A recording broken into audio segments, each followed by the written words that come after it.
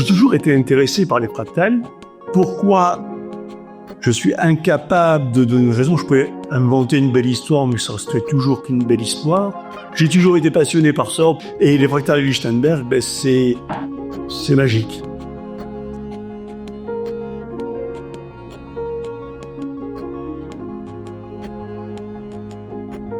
Première chose que tout le monde connaît, c'est la foudre. La foudre, c'est exactement la même chose. C'est l'électricité qui traverse un matériau isolant qui est l'air. Là, les fractales de Lichtenberg, c'est sur le bois. Alors, qu'est-ce qui se passe? Le bois est un matériau isolant, comme tout le monde le sait. Pour le rendre conducteur, il suffit d'appliquer une couche de solution saline à base de bicarbonate dessus, et ensuite d'appliquer de la haute tension, puisque c'est quelque chose où pour que les fractales commencent à se développer, il faut qu'il y ait au minimum 2000 volts.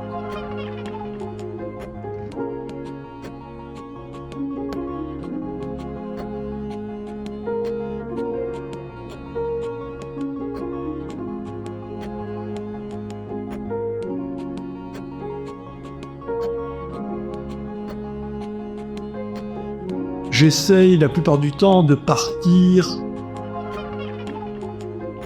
de rien et de me laisser porter par la fractale, me laisser porter surfer sur la vague.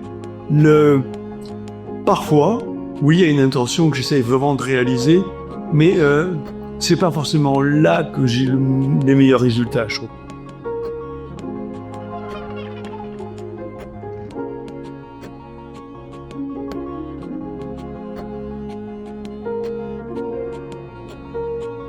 J'aime beaucoup mes petits pigments et j'ai mes petits chouchous également.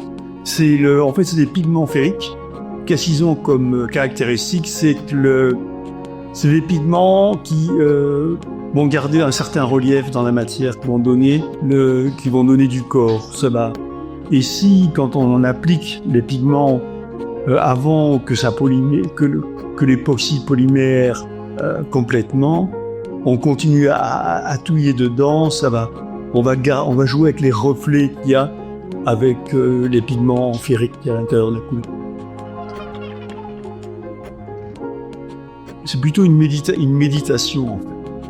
C'est de la pleine conscience sur le moment présent. C'est une technique qui s'y prête parfaitement parce que les fractales, c'est aujourd'hui, maintenant, tout de suite. On peut pas les reprendre, on peut pas recommencer, c'est maintenant. Donc, ça permet d'avoir une grande concentration, d'être vraiment sur l'instant.